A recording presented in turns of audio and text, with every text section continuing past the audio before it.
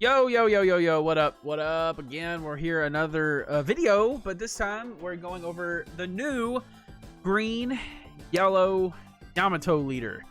This is a leader that sounds like they're a lot better than they actually are. Double attack, which is pretty crazy to have every turn guaranteed on a leader. And activate main once per turn. If your opponent has 3 or less life cards, attach up to 2 rested Dawn to your characters. So that's actually the part that's way better than the double attack, because when people see Yamato, they're just going to run a lot of blockers and kind of cock block you and counter out of everything you could ever do. But what you end up finding yourself doing at the beginning of the game is just stacking Dawn on Yamato until you can swing with the double attack. No matter pretty much any leader in the game except for Whitebeard, after one attack will be at 3 or less life. That's the goal, because this whole entire deck is based around playing on cards that determine on the opponent being 3 or less life. So let's go through. Basically, it's green, so we have a 2k Ezo. It's actually pretty cool because, again, the on-play effect's useful to rest like Borsalinos or any kind of 4-cost blocker like Queen. So that is very, very, very helpful. Momonosuke is your very clunky, I think, in my opinion, searcher for Land of Wano cards. You have to play him with 1 Dawn and then use 1 Dawn to tap him to search for the Wano cards. I don't know why he's not a normal searcher, but he's not. We're going to skip over what I think is the new best green card in format. I'm trying to find a way to fit this into Uta, by the way, so don't be surprised if you get a update video. This is one card I'm on the fence about. Gedatsu is not as useful in this deck as he is in NL, because you're working so fast to get them to 3 life or less that by the time he would be useful at 5 drop, they're not dropping too many 3 drops. And even if they are, you're going to have that effect with Inuyasha here, who with 2 Dawn attached when attacking has the exact same on-play effect that Gedatsu has. So right now, Gedatsu kind of very situationally can be used on a turn that I can't get an attack off with Yamato at the beginning, and I have him in my hand. But after that, he becomes 1k fodder and discard fodder for some other cards that require you to discard a card, like Inuyasha, that requires you to discard a card to do that. Just kind of funny that I end up discarding Gedatsu to do the thing Gedatsu's meant to do. So that's kind of weird. So this is what I'm on the fence about, but a 6k swing is still not anything to scoff at. Here's, again, I really like this 2k. I picked this over beige in this just because it creates more aggro of getting a field out. That's one thing. One weakness of this deck is that if you get bottom decked or trashed, again, this deck really suffers from it because it can feel kind of clunky to get things out sometimes. But also satisfying when you pull it off. But a 2k counter other than that, very rarely are you ever playing Satori from hand 5 drop, but you're using him as a 2k or using his trigger when you need to. Inuyasha already kind of went over, a 1k, and he has the same Gedatsu effect on attack with 2 Dawn, but you have to sacrifice a card. Pretty good. I've been getting a lot of use out of Inuyasha, a lot more than I thought I would, actually. Here is the bread and butter of what this deck is so cool about, is this Onami. On play, you can give one of your characters or leaders banish. So you find a turn to find a way to give opening to Yamato, to where a 7k swing will for sure hit. Then you use your last 2 Dawn, play Onami, give her banish. You don't even have to worry about it, because they're probably thinking, fine, I'm going to have to take 2 damage. At least I'll get 2 cards, fine, whatever. But then you surprise them with this, and then you banish them. It's super good. Not as good against Moria, who really wants a big trash pile, but you know, it is what it is. It's still a pretty cool effect. And after that, she has a pretty good trigger, KO up to one of your opponents with 5 costs or less. This is a very 4 and 5 cost heavy meta right now, which is another reason Gedatsu is just kind of not doing too great, because you want them to be at 3 or less. But we really like Onami here. Okiku is really cool because she's super sticky. Again, this is one of many cards in this deck, like Inuyasha, that has a trigger of, if your opponent has 3 or less life, play this card, which is the whole gimmick of this deck. Get them to 3 or less life with a double attack. Then you create openings for Yamato to secure wins and just chip off a ton of life. And then you have a bunch of trigger cards that can be played straight from life. Like Okiku, who on KO, if your opponent has 3 life or less, you get to heal 1. So that's actually pretty freaking cool. We'll skip over Hiyori for a little bit. Kosuke Momonosuke is basically a cheap Land of Wano Katakuri for only 5. That's a blocker. So that's pretty cool, because you can play one Land of Wano character that you have in your play at the top or bottom of your life. So you basically get to heal and get a blocker. It's pretty cool, but other than getting to heal and get a blocker, it's really cool if you want to get a trigger effect off of some of these people again, like to secure, like if you have a Dendro out, which is actually pretty cool because with 2 Dawn, he can't be KO'd by effects, like Porcelino, one of my least favorite cards. But if you attack with him and he's rested, you can just play one of these and then bounce him to life and then take damage on the last possible hit they're going to, so you can bounce him back to field and kind of keep him safe. And that can apply with any of these characters that can come back out from life. That way you know who's on the top of your life. Nekomamushi here is really good, but a lot of people love to target him because he can attack active characters. So this is one of your things that can go for blockers and secure, you know, openings for Yamato to hit because people are really going to run blockers. 200 million volts is really good because, again, it just powers up Yamato to get those big swings through. And with one card, 1 life or less, you can rest cost 4, rest Borsalino to just get the attack through. Really good. Now, the big synergy of this deck comes from Hiyori and Hody Jones. Hody Jones has Rush, and on play, you rest. You have to pull a life card to your hand, but you get to rest 2 of the opponent's characters. Cost regardless, power regardless. They have 2 blockers, you rest them. This is how you go for wins, because what you do is you play him for 7, draw a life card, rest their 2 blockers, use the leader effect to move 2 rested Dawn you used to cast him to him, so he's a 10k actually on Yamato with Rush. You attack with him, bait the blocks, then put the rest of the Dawn here, and you go for a win. This is how you go for a win. I can't tell you how many games I've just laid down Hody Jones, and they've automatically conceded. They're like, it's over. So that is just a gap closer, and I feel like a lot of green decks can utilize Hody Jones, and I feel like Uta could too. The only problem with Uta is that she would bottom deck him a lot with leader effect, but I really think Hody Jones feels good. I'm only running 3 of them right now because I feel like it's more beneficial to have 4 of everything else, especially since they combo off of each other so well. But I'm definitely looking for an opening. Like, I could probably sacrifice a Momonosuke or something for another Hody Jones. I don't know. But Hiyori here is another really good one. Not only is she a 2k when you need her, but when you play her, you draw the top life card. And, actually, top or bottom. Sorry, I had to reread it. Top or bottom life card into your hand. And then you play 1 card from your hand onto your life. Onto the top of your life. So the cool thing about this is it says, on play, you may put the top or bottom card of your life pile into your hand. Put up to 1 card from your hand on top of your life pile. It does not say put one of Wano Country or Kozuki Family or Land of Wano cards on top, which means this is pretty much in a trigger-heavy yellow deck. This is like an essential card for now on in yellow. Because that means you can play down, you're like, oh, I have a Dendro, but I really don't want to pay 5 Dawn. You pay 2 Dawn in this turn, put him on the top of your life, then you get to play him for free during your opponent's turn, which means when you actually play him at the last hit, try to time it for the last hit so he doesn't play and then get bottom decked instantly by a Lucci. Something stupid. Happens a lot.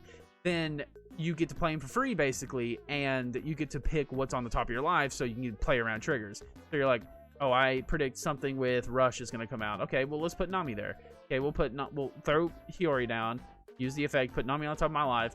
Rush Luffy's out. Oh, God, he hit me. Oh, Lord. Oh, here we go. 5 costs or Rush Luffy's dead.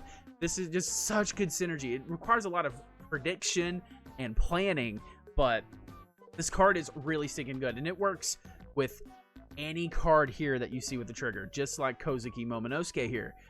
I love this deck. I think this deck's incredibly fun to play, but I don't think it is as ridiculously broken as it sounds. When I first saw a double attack leader, I was like, this is the most busted card in the game. But it's not as, I don't think it's as good as Uta personally. But I know a lot of people are going to disagree with that. They're very close, but I do think this is one of the most fun new OP06 leaders. I just don't think it's going to be competing with Moria. I've won against like 1 Moria all night. I've been streaming for 2 hours. I've won against 1 Moria, and trust me, they're flooded on the simulator right now. So, yeah, honest to God, really fun leader. There's a lot of room to play around here. There's still a little bit of wiggle room. I was going around with an Ohm Holy package. I really did not like the way Ohm and Holy played in this deck, just because that's less cards with triggers. Like, you'd have to get rid of maybe Giratsus and Satori's or something to run it, and it's just less triggers. It just felt bad. So I feel like with this deck, sorry, I'm talking a lot. You need trigger cards. One card I really want is let me find it. I want Thunderbolt really bad in this too, but I'm having a hard time finding a way to fit it in. I'll read Thunderbolt off to you. It's a definite great option. It's basically Radical Beam for yellow. Give up to one of your leader or characters plus 2k for this battle. Then if your opponent has 2 or less life, give it an additional 2k. You're constantly playing around 3 or less, which means you're going to be around 2, which is almost a guaranteed for 1 Dawn 4k counter. Really stinking good. And of course, on trigger, it has a Gidatsu effect on trigger, so not bad. Now obviously, if it wasn't getting banned soon, I don't play Reject. Where is it? Reject. I don't play Reject at all. Reject is just a 4-cost event that does a Big Mom 10-drop effect. It's getting banned. People are playing it. I'm not playing it. I don't want to play it. I think it's honestly kind of cheap. I don't do it, but it has happened to me a lot. So if you want to find a way to squeeze it in, be my guest. There's a lot of wiggle room here. This is just what I've come up with, what I really like. And yeah, let me know what you think. I'm going to show you a demonstration game. I already recorded it, and it's interesting. So with Yamato, you're going to know if you're going to win about at 5 Dawn. If you're struggling to keep characters out and they're building a board and you have like one thing out, probably going to lose. I hate to say it, you're probably going to lose. But if you get a really strong early game, it feels so good. And these matches are going to show that. So yeah, well, let's get to the match. All right, and we're going up against the famous Blue Nami. I like to go first, so I'm gonna actually keep and gonna end turn. Next turn, I can throw out a 6k swing and search with Momo. Okay, well, try another one. Okay, blue-purple Kaido. Nami did not want to smoke, I guess. We're going to go first. We do have Momo. 3 Momos, actually. Spoiler alert. I actually want to keep this hand. I think I'll keep it, because we have 4 things here without the 3 life or less trigger. And I think that is really strong. Go ahead and play the Momo now. For the next turn, we can search with him and throw out a 7k swing. Or we can 200 million volts to get a guaranteed hit, because I really like to get them below 3 as soon as possible. So let's use this. Peak 5. We want to pull out. I have been having a ton of fun with the Inuyasha, but we're about to do a lot of damage, so we really don't need it. But other than that, Hiyori to place Nekomamushi at the top of our life. Let's just do that, I guess. Then we will 200 million volts ourselves and hit them really big. Now again, it's still fine if they decide to counter out of this. Okay, great. Because next turn, what we're gonna do is actually get Hiyori to put Nekomamushi at the top of our life. We're gonna try to take some damage here, I hope. Oh, also, by the way, Kaido, when one of your opponent's characters is KO'd, you might add 1 Dawn card from your Dawn deck and set it as active. That is a very interesting effect, but doesn't come into play as nearly as much as you think. So we're gonna get that awesome 3 life or less play card, Inuyasha out. They're gonna start blocking because that's the only way to not have the game in 3 turns. So what we're gonna do is play Hiyori, use card action, take the top life, why not, get another Hiyori, and we're gonna add Nekomamushi instantly. The thing that makes her so good is adding 2 Rested Dawn right here to any of these 2 Dawn times 2 people. And we're going to throw out a swing. We're going to cancel the action because we can't do it. Again, this is a Gidatsu when attacking. So that's pretty awesome. That'll take care of the blocker for us. We have 3 Dawn left to play with. There is no reason not to swing with all 3 Dawn. That's the big thing with the deck. Swing with all 3 Dawn, because they're not going to want to take the double attack, so they're either going to dwindle down their hand or get 1 hit from loss. And there we go. They also got rid of a blocker queen, so it actually feels really good. Really, really stinking good, actually. So this game really depends. This deck really depends on the early game. If you have a pretty bad early game, it's bad. It fumbles hard to bottom decking. Exactly what just happened. It fumbles hard to that. We're going to counter out of this because I really don't need that. We get another Momo. I don't need Momo at all at this point. What I'm going to do is play Hiyori. Do I want to do that actually? Yeah, let's play Momo actually. Rest. Find out something. Let's pull out... Kiku would be good to have, but so would... Let's pull out Denjiro. Return cards. Gonna play this. Use card action. Take the top. Get our Nekomamushi, which we were saving for a trigger, which is fine, because that's a better trigger to get. We're gonna go ahead and swing 3. We can afford to start taking a little bit of damage. He is gonna have to take this, I would assume. No, okay, so I think it was a bad idea not to take that. Because now he has, like, no hand. And, he's going to be going for character KOs here. Which, obviously, he's going to get that. And he's going to get an active Dawn. It's a pretty fun deck. I would love to make a blue-purple Kaido deck one day. Because I don't have one. The leader effect seems very interesting. No blocker, use effect. And now we have him, who's going to, with 2 Dawn, be very sticky. So, they went ahead and conceded that. Because you see... When you know you're backed into a corner with Yamato, you know it is over. That's kind of a lame game to leave it on, but it kind of demonstrates exactly what this game, how Yamato plays. Yamato does not do very well in games that last very long. You're pretty much going to know that... Sorry for my dog, good lord. You're pretty much going to know if you win or lose right away. So just keep that in mind, and when you get to this point, you're going to get a lot of concedes when you play Yamato. As you can see, I won 2 games technically this video due to concedes. So Nami didn't even give me a chance.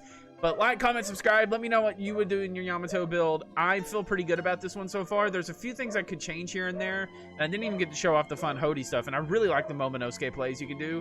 But that's pretty much it for now. So thank you guys. Like, comment, subscribe, all that fun stuff. Bye-bye.